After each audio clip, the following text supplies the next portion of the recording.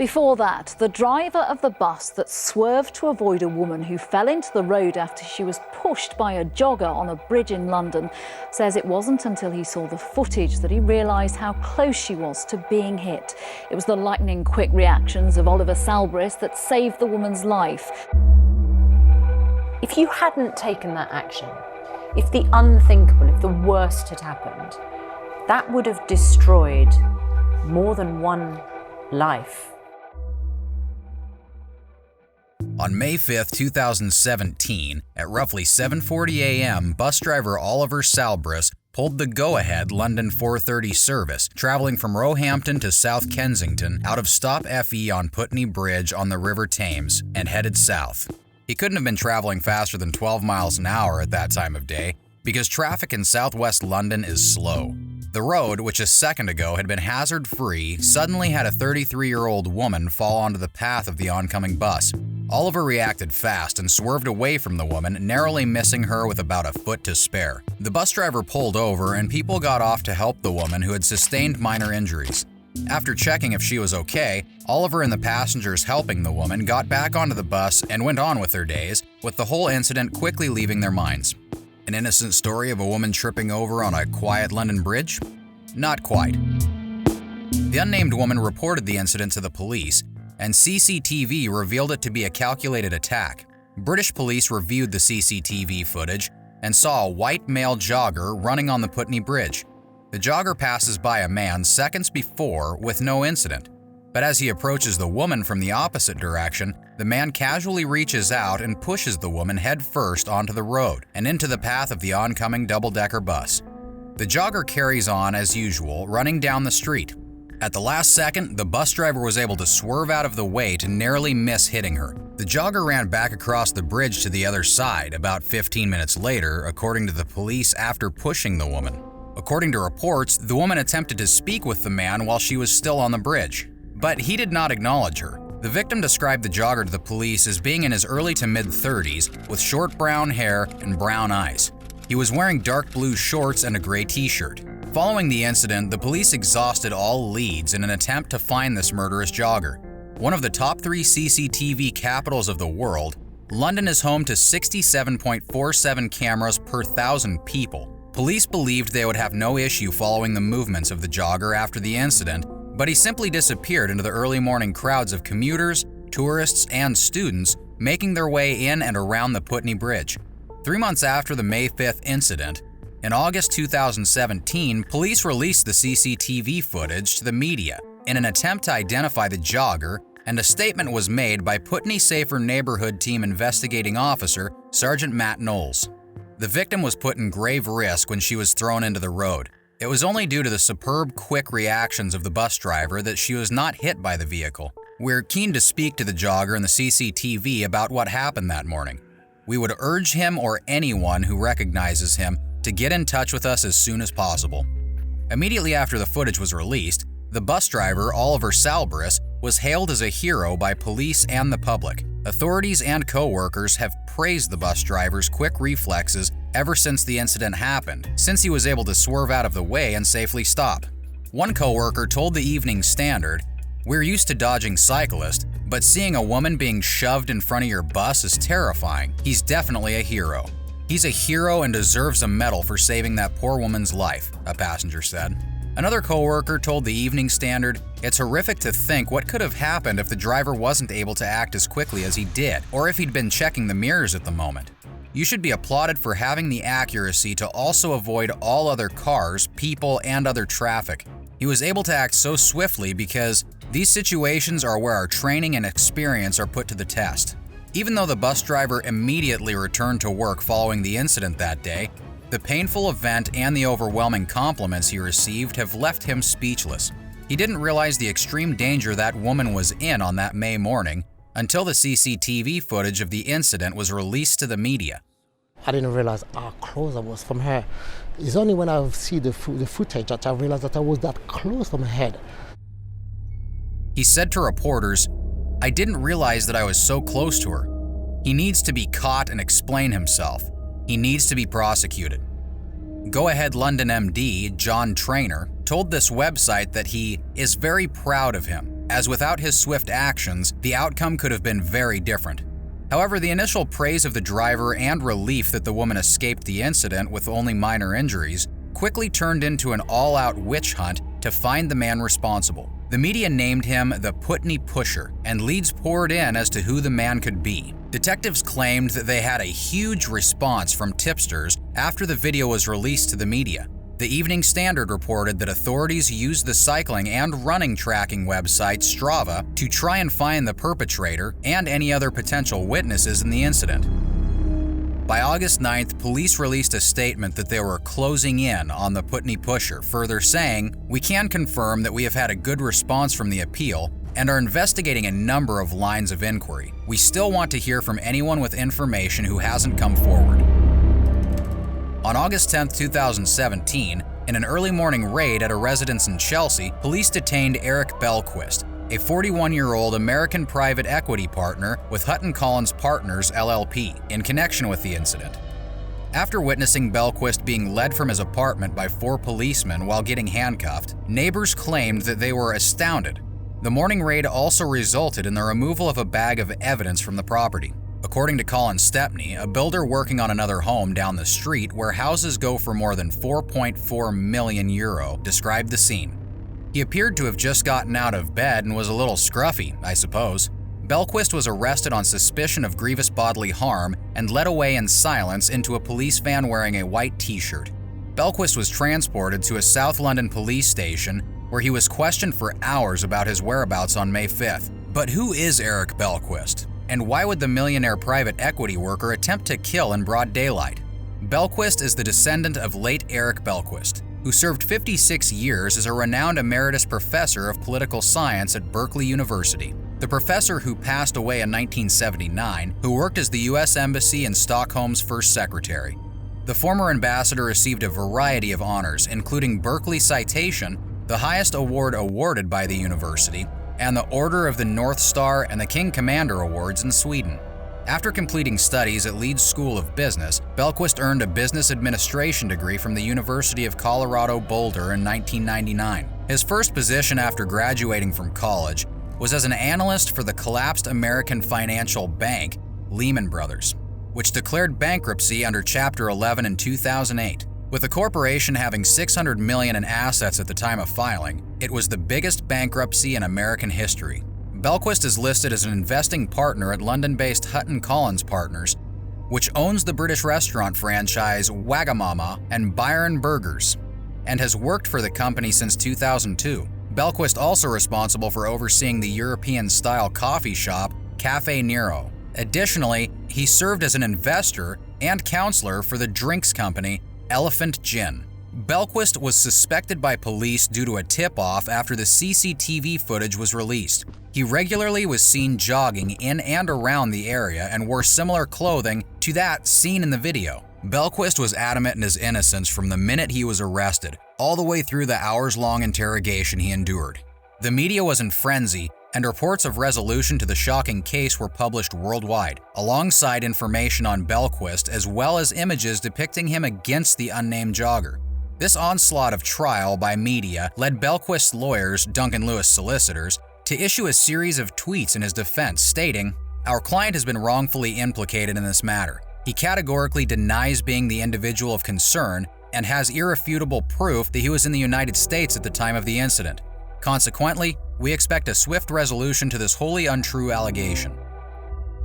On August 12th, 2 days after the early morning Chelsea raid, Belquist went to the media with the backing of his lawyers to offer his side of the story, as well as citing irrefutable proof that he was not the jogger depicted in the video. In fact, he had been over 5,000 miles away in California at the time of the incident.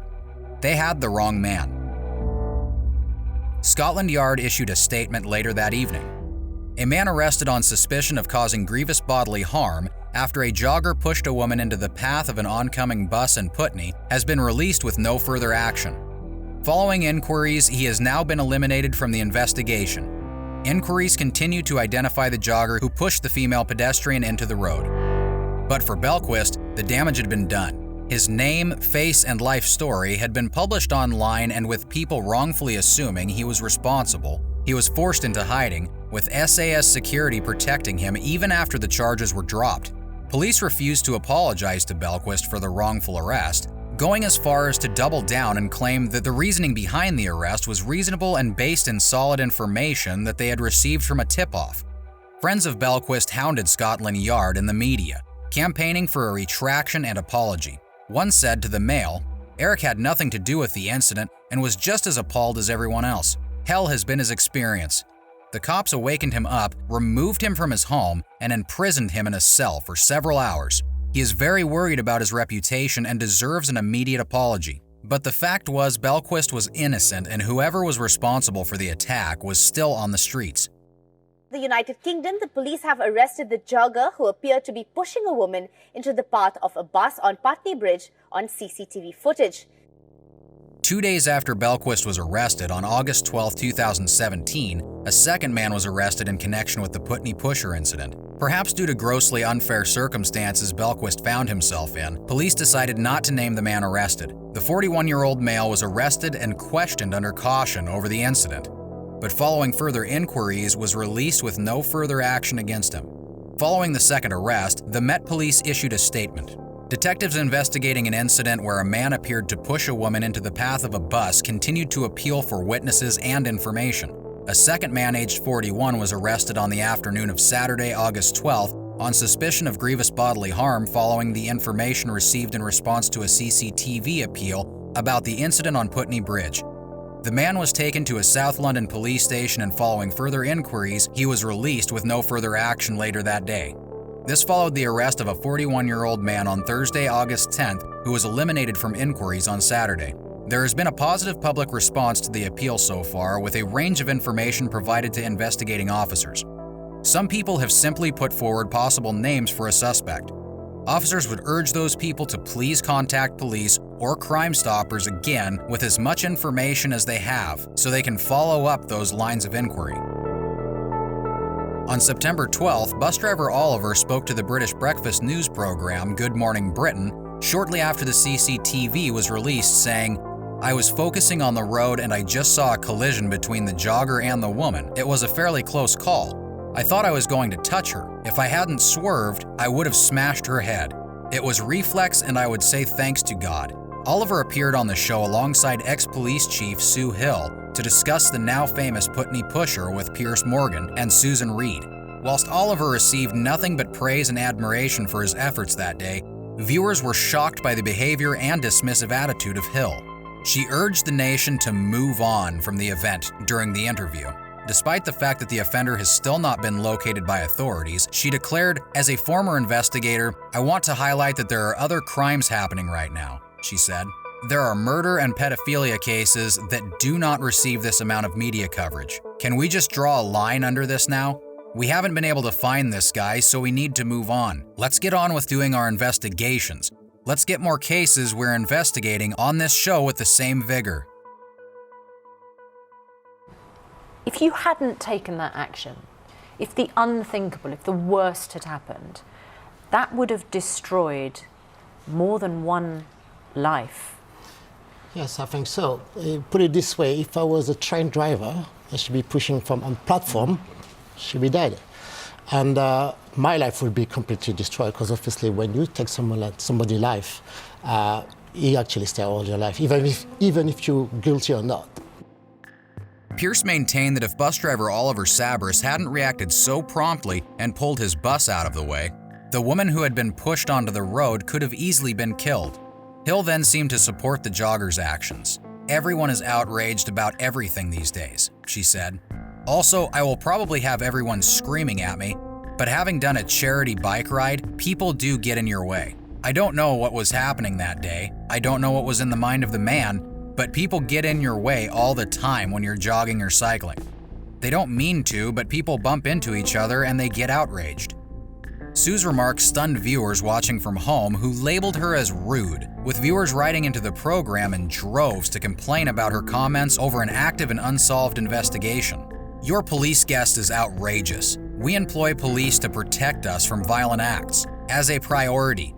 Case for blanket CCTV," wrote one. And another wrote, "How on earth is that woman in the police? How rude to brush aside this incident and start moaning about people. He did it on purpose. 2 days later, on September 14th, 2017, police released another still from the CCTV footage from May 5th in hopes that it would drive new leads. In the image, you can see a clearer image of the man wearing a gray-white shirt, dark shorts with a yellow stripe, and gray trainers. The release sparked a fury of more calls, leads, and tip-offs for the police to follow up on. Police in London have arrested a 50-year-old jogger who is suspected of pushing a woman into the path of an oncoming bus on Putney Bridge. Almost a month after the image was released on October 12th, a third man was arrested and released with no further action by police. Again, unnamed, was arrested in Aberdeen in connection with the attack but released hours later. By now, with 3 failed arrests, access to the best CCTV systems in the world, and no substantial leads in the case was quickly becoming an embarrassment for the police. 7 months after the attack, driver Oliver Salbris was in the media again demanding the Putney pusher come forward to put an end to the weeks-long manhunt. Oliver told Sky News in a statement, "He should come forward and talk to the police. He has done something bad and the consequences could have been terrible for the victim and me. It would be good if police could catch him, but if only he could reproach himself, search his conscience, at least be responsible for his actions." However, after the initial wave of arrests and inquiries turned up nothing useful, the Met ended its investigation into the Putney pusher in June 2018 and released a statement. Officers looked at over 50 people of interest during the course of the investigation. All of them were researched, reviewed, and eventually eliminated. The matter was investigated fully with all responsible lines of inquiry completed. As a suspect has not been identified, as all lines of inquiry have now been exhausted, the investigation has been closed. Should any new information come to light, this will be explored. But that's not the end of the case of the Putney pusher. Internet sleuths, armchair detectives, and conspiracy theorists online have hailed the case as one of the UK's biggest unsolved mysteries. With theories, explanations, and potential suspects being thrown out weekly, there is no end of explanations as to what happened that May 2017 morning. A body language expert, interviewed in The Sun at the end of 2018, stated that the pusher's running gait implied pent-up anger, or even someone who works under pressure. Judy James, a renowned specialist in body language, told The Sun the man might not be naturally aggressive and might be experiencing a red mist flare-up. She claimed he might have thought he had the right to take the stretch of road and was justified in doing so. She noted his jogging technique and noted his arms were twisted at a 45-degree angle, which could indicate someone who is competitive or a bit of a perfectionist. His hands do appear to be balled into a fist, which may indicate that he is angry, but might also indicate that he is competitive, determined, or even capable of working under pressure. He hardly skips a beat in his running before or after. The expert also noted the fact that the jogger was passed by a male walker seconds before the attack who was not pushed, implying that the jogger believed that he was dominant over the victim. A Reddit discussion revisiting the case on its 4th anniversary started in May 2021. Several commenters questioned how the man might have evaded capture, and many theories were put forward. It's possible that he was employed by an embassy. What surprises me is that his activities were not traced on leaving the bridge, or that he was a guest at a premier inn nearby. He might have been in his room less than 2 minutes after the incident. People, be careful. Others seem to agree with the idea of the Putney pusher being foreign. Someone in the capital for a short while on business, with one commenter going as far as to say, "The man is probably wealthy and might be employed in financial services or a related field. He can be a visitor or a resident. He obviously has little concern for human life, as seen by his acts. He might be a sociopath too." Another Redditor put forward a claim that they'd had an encounter with the pusher after the May incident, claiming that she and her father are both avid runners, and that a fellow jogger had acted violently toward her father without cause. The Redditor claimed that the man who had been violent towards her father looked exactly like the grainy CCTV images released by police. Of course, this claim has not been verified. Another wrote, "I live in Putney. People are generally self-entitled here because it's an expensive scenic part of London. People run along Putney Bridge because it connects to multiple parks, and they certainly feel that the streets belong to them. They will not stop for anyone, and even during the pandemic, they have no sense of personal space. They literally breathe down your neck and get irate if you don't move. This was definitely done on purpose. If he's from Putney, he could easily blend into the running crowd or hide in one of the many parks that are within 1 to 2 minutes run. Alternatively, if he was staying in Putney for business or pleasure, there is a hotel, Premier Inn, with an entrance directly on the bridge, same direction as he was running. He could be in his hotel room less than 2 minutes after the attack. Other Londoners chimed in to support this, claiming that regularly they encounter violent, mainly men, pushing them out of the way. I have been pushed into the road by a random man walking on the sidewalk in the middle of the city once a couple of years back. He also casually walked away with the same speed as when he was walking towards me after I fell to the ground. This post is the first I am hearing of this case. Quite interesting that people seem to think it was entitlement that caused him to push her. I certainly feel that it was the case with me, as I was technically walking on the wrong side, though we both stopped in front of each other. I was frozen in fear when he started talking in an angry tone and with a scowl, so he shoved me out onto the road after a second or two. No cars were passing at the time, thankfully. But how did the Putney pusher escape capture? One of the world's most watched countries has its capital in London. There are around 5.2 million CCTV cameras in use throughout the UK, both in public and private ownership.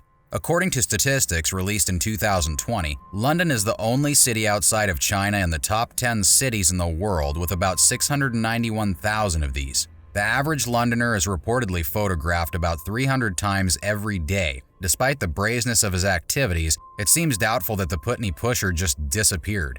Mark Johnson, legal and policy officer at the civil rights nonprofit Big Brother Watch, is perplexed by this claim. The fact that this person was able to maintain their anonymity in the surveillance capital of Europe, he claims, is astounding. There is currently no proof that the Putney pusher was seen on another city camera. The sole proof of the man's existence is still the tiny segment of grainy CCTV footage. Finding the Putney pusher was never a given, despite the extent of routine surveillance in London. According to Matt Ashby, a lecturer in crime science at University College London, who has specialized in research into the use of CCTV as an investigative tool. Unfortunately, the image showed a person of fairly generic appearance in running gear with no distinguishing features. Even when investigators have access to CCTV, it doesn't guarantee that they will always find it beneficial. This allowed anyone who the police suspected of committing the crime to simply point out that any jogger with a small build and height might be seen in the image. London has many cameras, but there are still many blind spots, and people can easily disappear into the crowd. According to Ashby, the vast majority of London's streets are not covered by public CCTV, which tends to be restricted to town centres and central London. There are no shops on Putney Bridge. However, many stores and other establishments have CCTV cameras that may capture some of these streets outside. He continues by saying that although buses have numerous cameras, a typical double-decker has about 17 of them, the majority of which look inward at passengers rather than on the streets outside. Will the case of the Putney pusher ever be solved? In a world where our every movement, every search, text, and phone call is tracked, it's hard to believe that this case remains open and unsolved.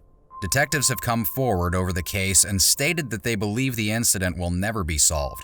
With ever-tightening budgets, limited resources, and the fact the victim survived the attack, there simply hasn't been the push that was needed to finally close the case. Pent-up anger, premeditated attack, or simply wrong place, wrong time? What do you think happened in the case of the Putney pusher?